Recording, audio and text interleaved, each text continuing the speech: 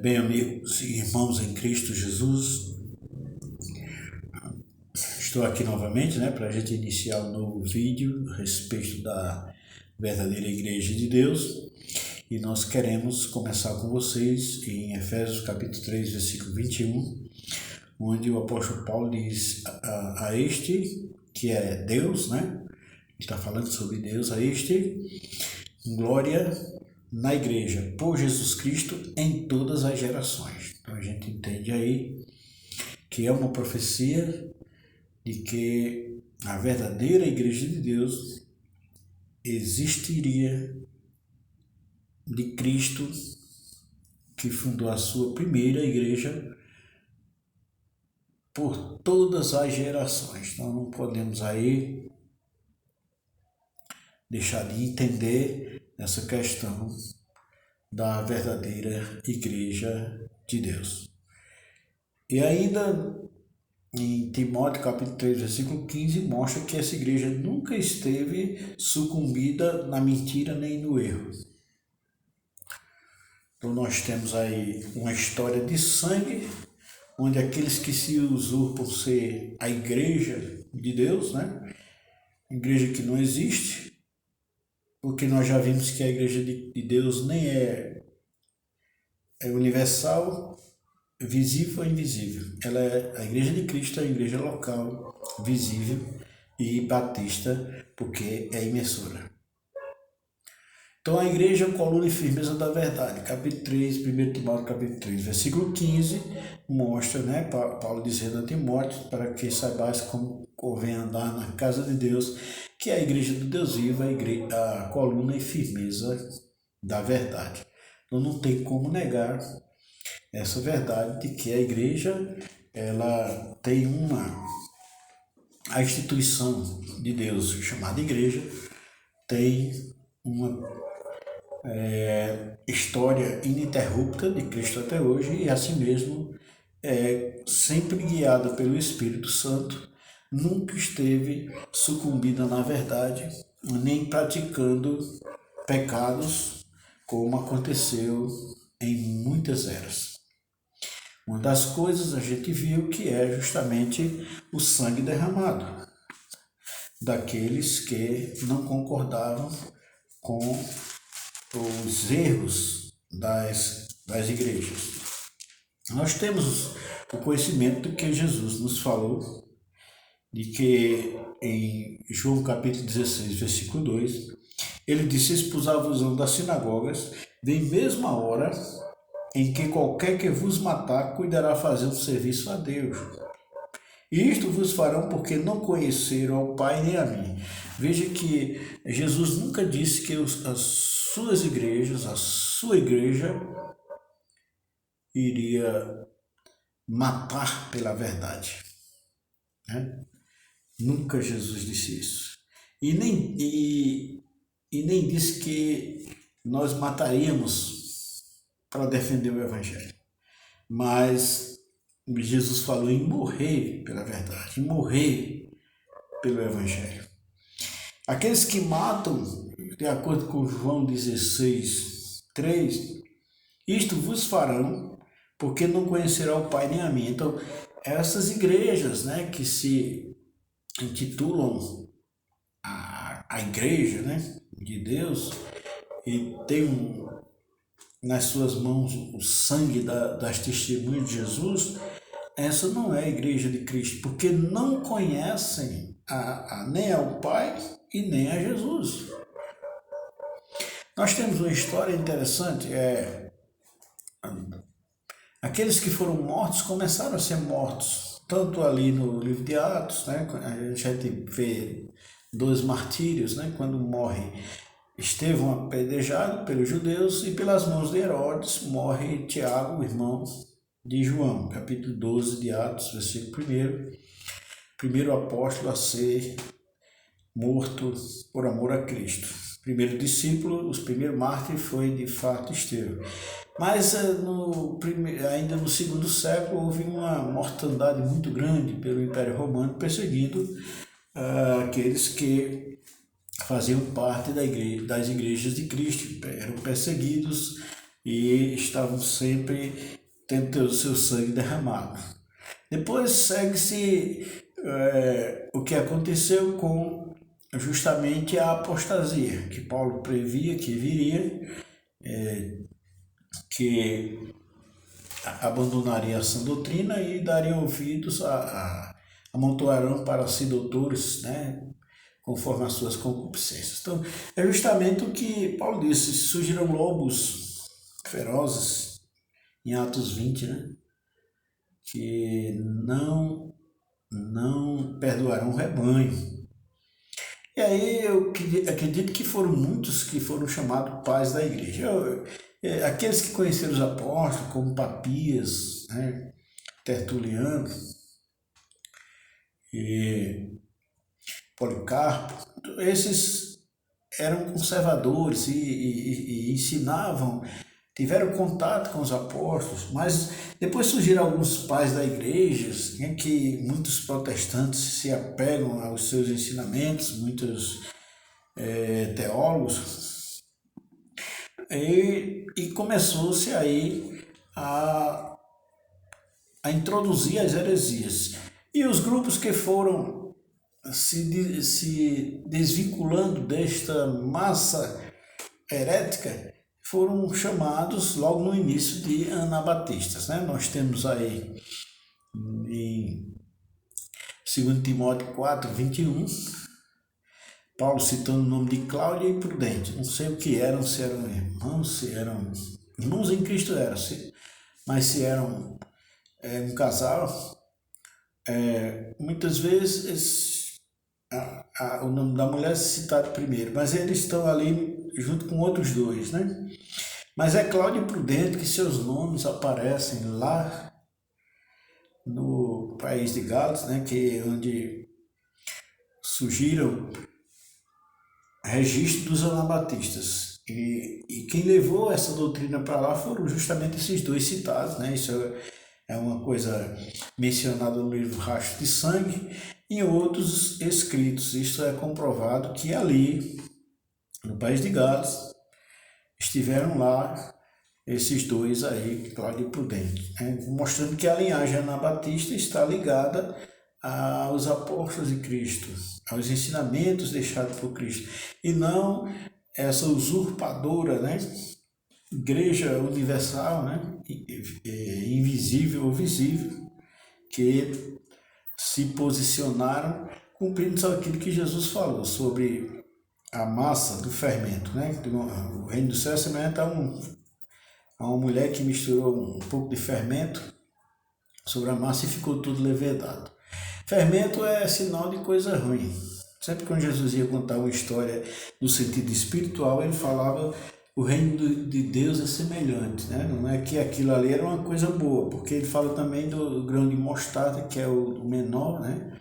Mas quando plantado é a maior das hortaliças e se torna uma árvore. A gente sabe que a mostarda não é uma árvore, mas Jesus está mostrando ali que surgiu uma coisa desnatural, que é esse cristianismo nominal que ganhou a terra e usurpou ali o nome de Cristo, né? Muitos se gabam de dizer assim: não, mas a Bíblia foi produzida por nós, foram monges que copiaram, que escreveram, que multiplicaram as cópias do Novo Testamento, mas isso não dá nenhuma credencial de serem verdadeiros, né? Essas pessoas defenderem a verdade. Porque quem mais copiou as escrituras nos dias de Jesus, que copiava, eram justamente os escribas. Os escribas copiavam tanto o Velho Testamento, né? Que não havia gráfica, que eles decoravam até. E eram a eles que o povo recorria, né? Aos fariseus e aos escribas.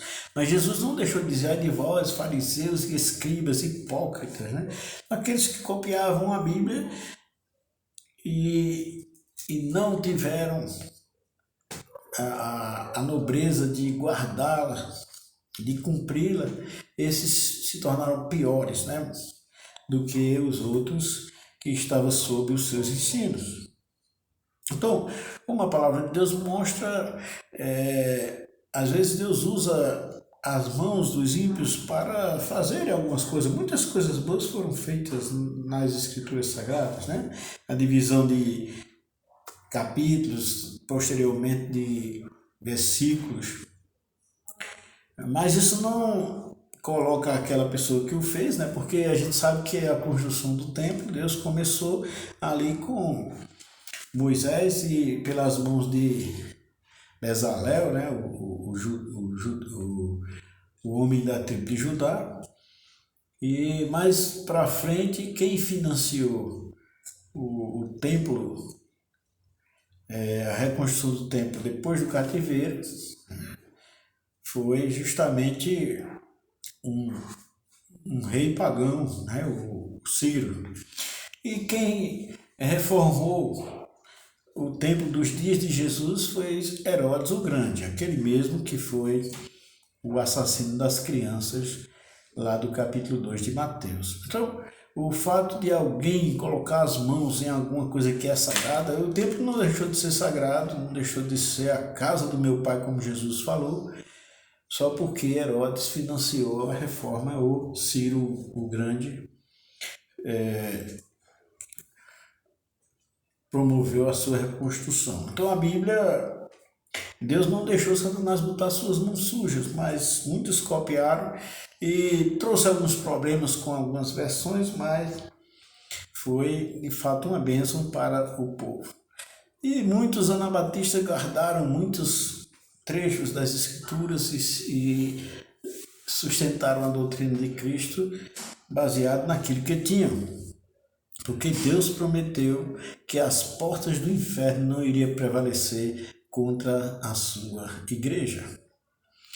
O caso da perseguição maior contra estes irmãos, né, esses cristãos anabatistas, era exatamente pela questão do batismo, né?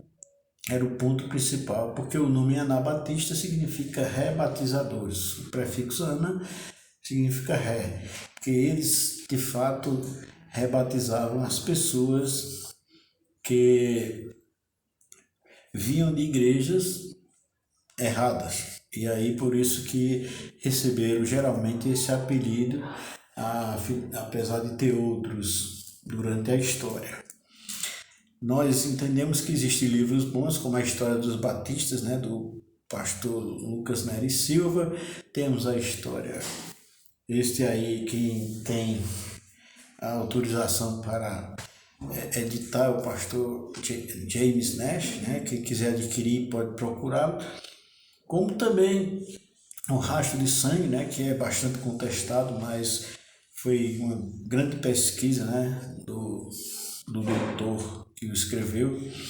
Como também nós temos o livro A Origem, escrito por um pastor chamado Gilberto Stefano. Então, são livros que demonstram a veracidade sobre a história ininterrupta, né, dos batistas de Cristo até hoje, negada pelos pseudos batistas, né, e como a própria Convenção Batista Brasileira coloca a origem dos batistas vinda dos anglicanos, né?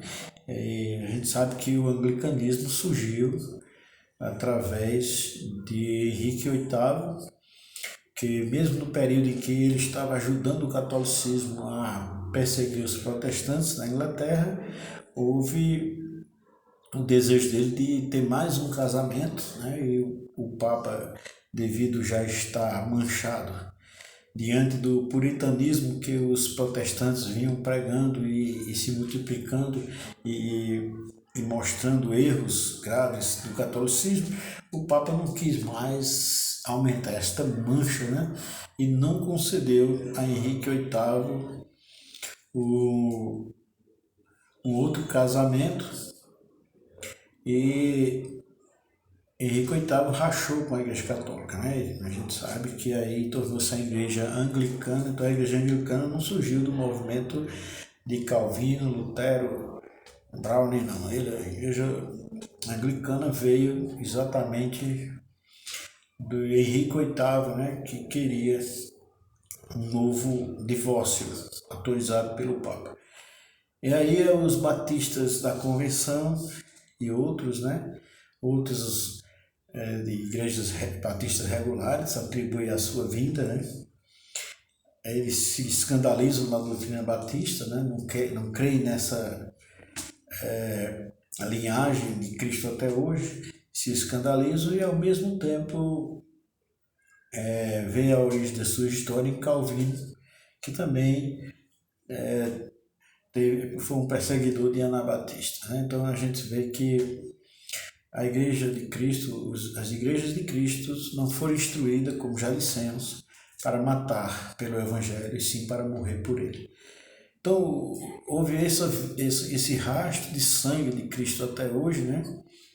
Então, nós sabemos que homens, livros escritos hoje, como o de Moisés, o Moshe, né? John Lawrence von Moshe, o holandês luterano, ele escreve em seu livro que no primeiro século todos os cristãos eram batistas, né? Quer dizer, ele está se referindo porque eram imensores. Assim como ele diz assim, a origem anabatista é perdida nas profundezas remotas da antiguidade, em seu livro Histórias do Mundo, né? Então, é necessário que as pessoas entendam que há registro, né? E que os batistas têm uma história contínua de Cristo até hoje, correndo por fora desses segmentos dessas igrejas universais, né? Universal visível, que é do catolicismo, e universal invisível, que é o protestantismo. Então a gente sabe que todo batista que se preza sabe que os batistas não são protestantes. Nós vemos também essa questão do batismo, da perseguição. Na história, vemos o catolicismo romano muito preocupado e os protestantes posteriormente usando o mesmo argumento. E em Marcos capítulo 1, versículo 10, nós temos um texto muito claro, né? Além do Atos 8, quando Filipe batizou o eunuco, que ambos desceram às águas. Então ali mostra que tanto o batizador como o batizado saem molhados. E aí em Marcos capítulo 1, versículo 10, mostra o Senhor Jesus, né, o versículo 9, saindo da Galiléia para a Judéia, andando mais de 70 quilômetros praticamente, para valorizar o batismo de João, porque esse batismo foi um batismo do céu, né? Então Jesus já fizeram essa pergunta para os judeus, se o batismo de João era do céu ou dos homens. E a gente sabe que a resposta certa seria do céu. Os judeus se recusaram a responder. Então o capítulo versículo 10 diz que logo que saiu da água, veja bem Marcos 1,10, viu os céus abertos e o Espírito que como pomba descia sobre ele. Então depois que saiu da água, você sabe, né, que é uma sequência de narrativa. Não diz que ele entrou na água, né, porque não era necessário. A pessoa diz assim, uma coisa bem bacana para a gente explicar isso, é dizer assim, olha, eu fui para o centro e peguei o ônibus, né? E quando cheguei no centro, quando eu desci do ônibus, então, veja que eu não disse que subi no ônibus, eu disse apenas que peguei o ônibus. Mas quem conhece como é um ônibus sabe que tem que subir. Eu não precisava, quando eu disse que peguei o ônibus, todo mundo sabe que eu subi. Agora, como eu estava narrando outra coisa, eu disse, quando eu desci do ônibus, eu iria narrar alguma coisa que eu vi. Então, no momento que eu desci. Então, eu só falei que desci, porque no momento que eu desci aconteceu alguma coisa. Aqui é a mesma coisa de Marcos 1,10. Depois que saiu da água, quer dizer, não precisou dizer que entraram, porque as pessoas da época, para quem Marcos estava escrevendo, não precisava saber que eles estavam dentro d'água, porque quem se batiza está dentro d'água. Quem pegar uma Bíblia grega, pegar 2 Reis, capítulo 5, versículo 14, você olha bem direitinho lá, e fala que Naamã mergulhou 7 vezes, né? Mergulhou. E o termo lá, se você pegar uma briga em grego, né? A Septuaginta, por exemplo, e o termo lá é baptizado. É baptizado. Veja que é uma palavra derivada do termo batismo, que mergulhou, é baptizado, né? Então, todo mundo sabe que batismo é mergulho, só veio tomar esse pensamento diferente depois que transformaram o batismo em outra coisa. É necessário que se entenda que muitas vezes o termo batismo é usado de forma figurada, né? Algumas vezes no Novo Testamento, e a gente vê que, por ser figurada, não tira o significado real da coisa, não é isso? Quando Deus diz assim, escreverei as minhas leis em vossos corações, isso Deus não está dizendo que vai fazer igual fez nas tábuas lá do deserto. Só que Deus usou o termo do original, escrever as leis no coração, escrever a lei na tábua, porque ali foi real, foi de fato escrevendo, e agora está usando em termo figurado. Assim, a palavra batismo em alguns pontos, né, é usada em termo figurado, mas não retira o significado do seu nome. Todo mundo sabe que escrever é pegar um lápis e um papel e, né? Agora, quando Deus está dizendo escrever em seus corações, não quer dizer que tem umas letras em nossos corações, mas a gente sabe o que ele está querendo dizer usando aquele termo figurado. Então, meus irmãos, é bom a gente entender essa questão, que essa instituição chamada igreja, e nós sabemos que os batistas, né, existem em todas as gerações.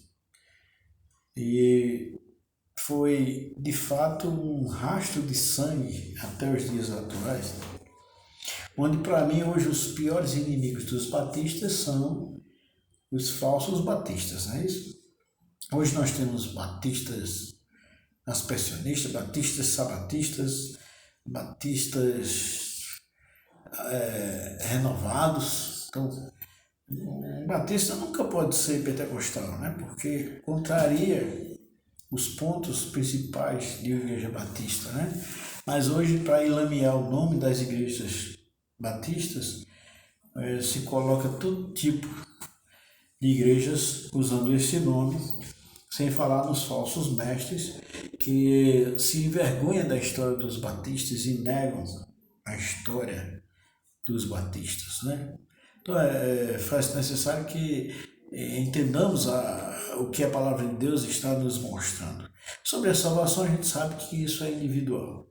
Eu não vou contestar se um congregacional, um presbiteriano, ou qualquer um, até mesmo um pentecostal, né, possa ser salvo. Em alguns casos, porque igreja não salva, mas tem igrejas que a sua doutrina impede que seus adeptos sejam salvos. A gente sabe disso, né? Não é porque está ali que ele não é salvo porque não está na igreja certa, não. Mas ele estando numa igreja errada, os ensinamentos, muitas vezes, dessa igreja impedem que ele creia na verdade.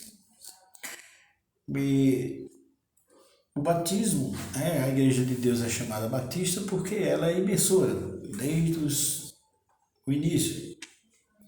Então, o próprio Jesus, nós que somos seus seguidores, temos o maior prazer de termos sido batizados da mesma forma que o Filho de Deus, né, para credenciar o batismo, foi também. Nas bodas lá que Jesus conta a parábola, é dito, foi encontrado alguém, né, convidou muita gente para as bodas, e encontrou alguém que estava não com trajes nupciais. Disse, amigo, como é trajes aqui? Ele ficou mudo. Acredito que existe muita gente salva aí nessas igrejas que não são de Deus, né? Alguns, né? Porque Lá na igreja de Sardes, lá no Apocalipse é dito, alguns em Sardes não se contaminarem, andaram comigo de grande. Diz assim alguns, não diz nem que é a maioria, na igreja de Sardes, né? A gente sabe que só quem batizava corretamente de Cristo até hoje foram os batistas, né? No século XVI foram perseguidos também pelos protestantes e depois vieram 4 grupos dissidentes. Eles dizem 3, né? Hoje os evangélicos em geral aceitaram no século XIX os pentecostais como igrejas evangélicas, né? Se misturou tudo, né? Tem os tradicionais e os pentecostais. Até tempos atrás eu ainda alcancei que havia aí uma desunião entre eles, dos protestantes. Mas os grupos dissidentes, eles vieram todos usando a forma verdadeira de batizar, embora que não tinham autoridade de batizar. Por isso que alguém saindo também de uma igreja dessas 4, para ser um batista, ele terá que se submeter ao batismo, né? Porque é o batismo na autoridade da igreja de Cristo. Então a gente sabe porque é que as igrejas batistas batizam as pessoas, né? Que vêm de fora, de outras, de seitas, de outras denominações, de outras igrejas, por causa da falta de autoridade daquela igreja que teve a origem dos homens, não na linhagem de Cristo até hoje. Essa é a razão. Até os batistas tradicionais da convenção, da batista regular, fazem isso. São poucas igrejas batistas aí da convenção que aceitam uma pessoa vindo de igreja pentecostal e fica lá sem ser batizado como membro. Não existe, nunca. Só se agora já estão fazendo isso, né? Porque se entregaram mesmo ao erro, à dissolução. Mas toda igreja batista sempre batiza as pessoas que vêm de fora, seja ele evangélico ou católico ou protestante, de qualquer outra religião.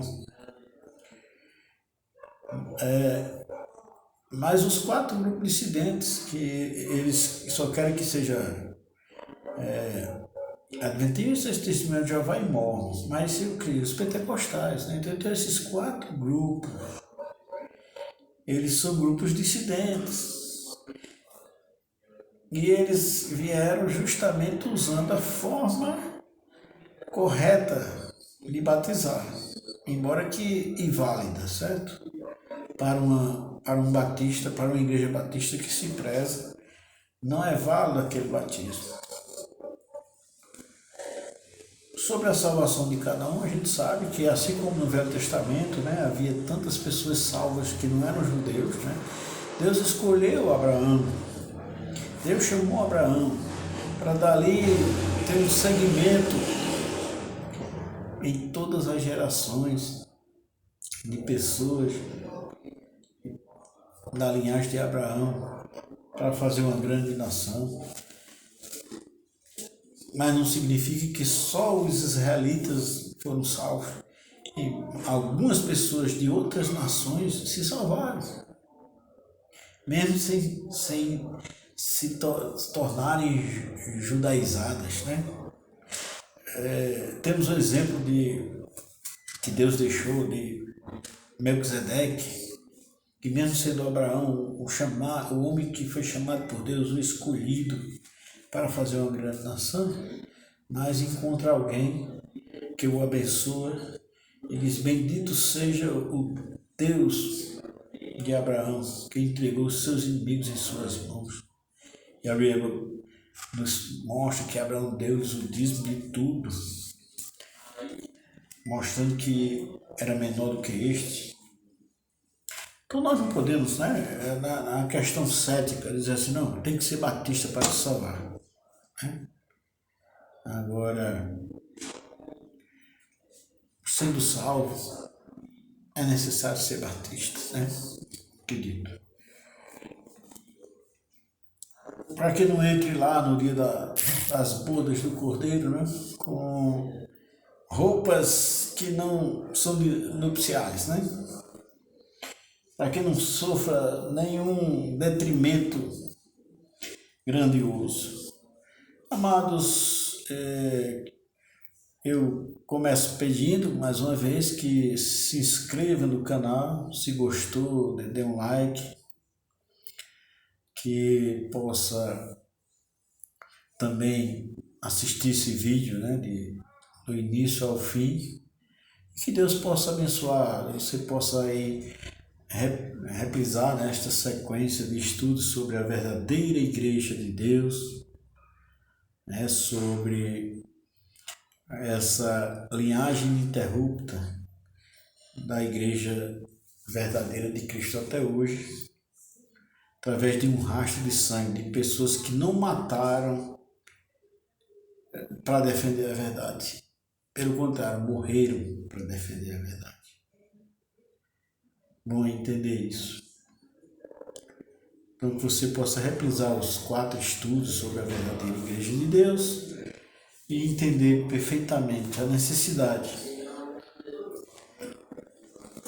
de, se você já é um salvo, confiante no sangue de Jesus Cristo, saiba a necessidade também de dar ouvido ao Espírito Santo para ser um batista, né?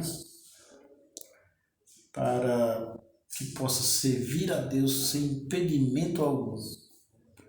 Tem pessoas que dizem, o importante é Jesus, né? Mas não é só Jesus como Salvador, é Jesus como Senhor. Em Lucas 6,46 diz, porque me chamais Senhor, Senhor, e não fazei o que eu vos mando. Entenda bem, amigo. Deus abençoe e possa cuidar de cada um de nós. Você que é meu irmão em Cristo, de igrejas batistas, possa orar por mim, né? Esses estudos assim, que agride muito o engano de Satanás, nos deixa sujeitos a muitos impedimentos por parte do maligno, e alguns deles Deus permite, a gente não entende porquê, mas é por isso que eu peço a sua oração. Lembra que quando Paulo foi escolhido com Barnabé por Deus e enviado pela igreja de Antioquia, eles tendo jejuado e orado, né, os enviaram, porque eles sabem que tudo que, quando Deus prepara um campo de batalha para nós, Satanás também se prepara de lá. Esse estudo possa chegar até você e que possa trazer um efeito positivo na